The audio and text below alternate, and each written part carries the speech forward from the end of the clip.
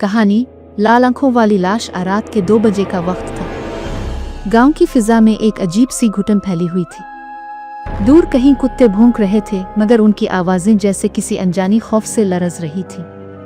आसमान पर बादल छाए हुए थे, चांद कभी दिखाई देता तो कभी गायब। इस गांव का नाम ऊचक दरिया था, जो अपने कदीम कब्रिस्तान के लिए मशहूर था। एक ऐसा कब्रिस्तान जो जंगल के अंदर वाक़ था और जिसके बारे में कहा जाता था कि वहाँ एक लाश आज तक जिंदा है। लोग इसे लाल आंखों वाली लाश कहते थे। कहानी तकरीबन 50 साल पुरानी थी। इस गांव में एक मर्द रहता था, फयाज, पेशे से कब्र खोदने वाला।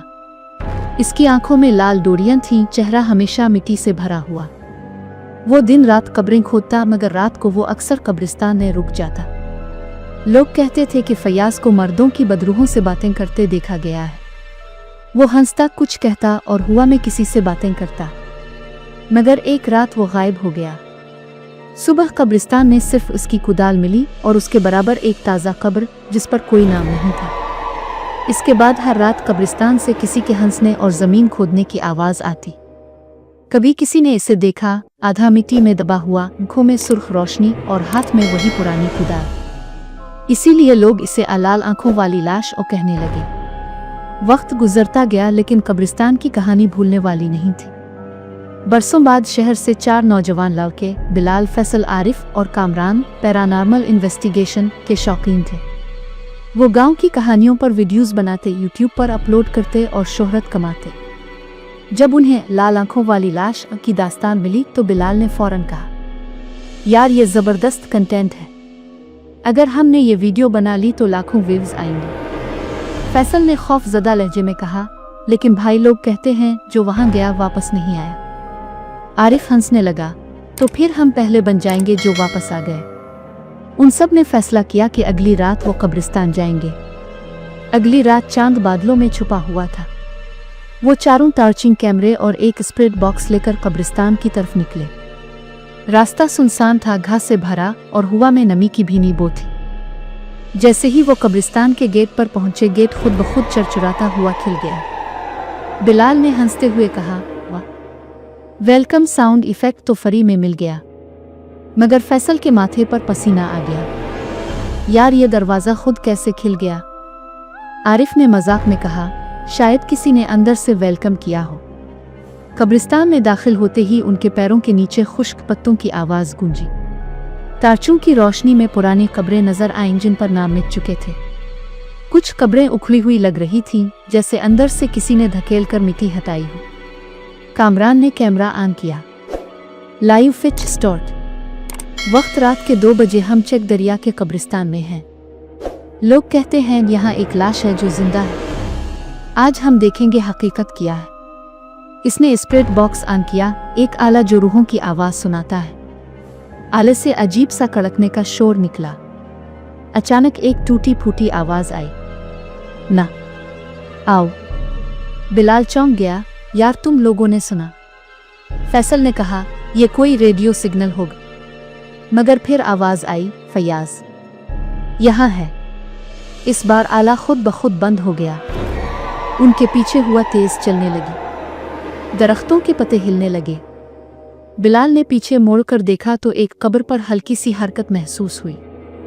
यार, वो मिट्टी हल रही है।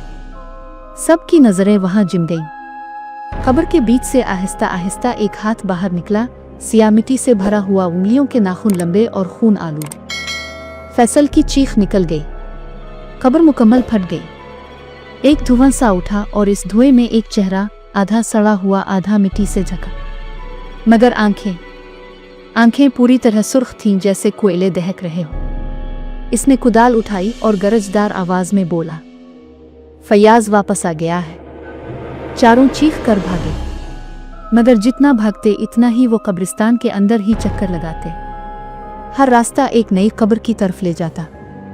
फिजा में बदबू भर गई, गिल्ली हुई लाशों की, सड़ने वाले खून की। उनके पैरों के नीचे कुछ हिलता महसूस हुआ, मिट्टी के नीचे से हाथ। बिलाल ने कहा, यह कोई ख्वाब है, ये हो नहीं सकता। फयाज की हंसी गूंजी, ये ख्वाब नहीं, तुम्हारे अंजाम की शुरुआत है। आरिफ ने कैमरा घुमाया तो फ्रेम में फयाज खड़ा था, इतना करीब कि इसका आधा चेहरा पूरी स्क्रीन भर गया। लाल आंखें, खिले दांत और मुंह से बहता काला लुआब। इसने कैमरा तोड़ दिया। फैसल के कंधे पर किसी ने हाथ रखा। वो मुड़ा, वहां कोई नहीं था, मगर उसके कंधे पर खून की उंगलियों के निशान उभर आए। वो जमीन पर गिर गया, झटके लेने लगा। इसके मुंह से रेत निकलने लगी। बिलाल ने चीख कर कहा, भागो, सब भागो। लेकिन जमीन जैसे उनके नीचे जिंदा हो गई। कब्रें फटने लगे, मर्दों के हाथ बाहर आने लगे और हर हाथ में एक लाल रोशनी जलने लगी। आरिफ ने एक पुरानी मस्जिद देखी जो कब्रिस्तान के किनारे थी। वो भागकर अंदर गया।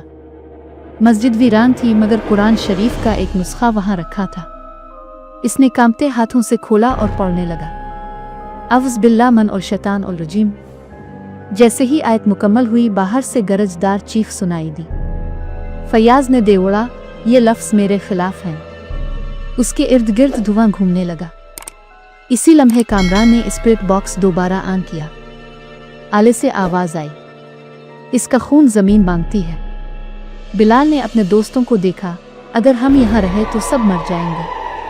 आरिफ ने कुरान खोले रखा, मगर हुआ तेज़ होने लगी। मस्जिद के दरवाजे बंद हो गए। एक पुराना फानूस नीचे गिरा। फयाज दरवाजे पर आकर रुका, तुमने मेरी नींद खराब की है, अब तुम्हारी नींद कभी नहीं आएगी। इसने अपने नाखून से दीवार पर कुछ लिखा, जमीन खून चाहती है। ऐन इसी वक्त आसमान से बिजली गिरी। कुरान शरीफ के सफ़हात रोशन हो गए।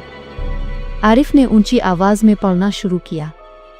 फयाज की चीख फिजा में गूंजी, या इसका जिस्म आग की तरह जलने लगा। वो जमीन पर गिरा, मिट्टी में घुलने लगा। सब खामोश हो गया। सुबह जब गांव वाले कब्रिस्तान पहुंचे तो वहां कोई नहीं था, बस एक जली हुई कुदाल मिट्टी में दबी हुई थी। इस पर खून से लिखा था, फयाज सो गया मगर लाशें जागती रहेंगी। 2 हफ्ते बाद बिलाल के घर में कुछ अजीब हुआ। इसके कमरे की दीवार पर मिट्टी के निशान बनते गए, जैसे किसी ने उंगलियों से खोदा हो। एक दिन इसने अपने कैमरे की पुरानी फाइल खोली। इसमें आखिरी वीडियो वही थी जो कब्रिस्तान में रिकॉर्ड हुई थी। वीडियो के आखिरी फ्रेम में कैमरे के आईने में एक चेहरा नजर आया, आधा सड़ा हुआ और आंखें लाल। फिर स्क्रीन बंद हो गई। अगले दिन बिलाल लापता हो गया और उसके कमरे के आईने पर खून से लिखा था, फयाज कभी नहीं मरता। खात्मा।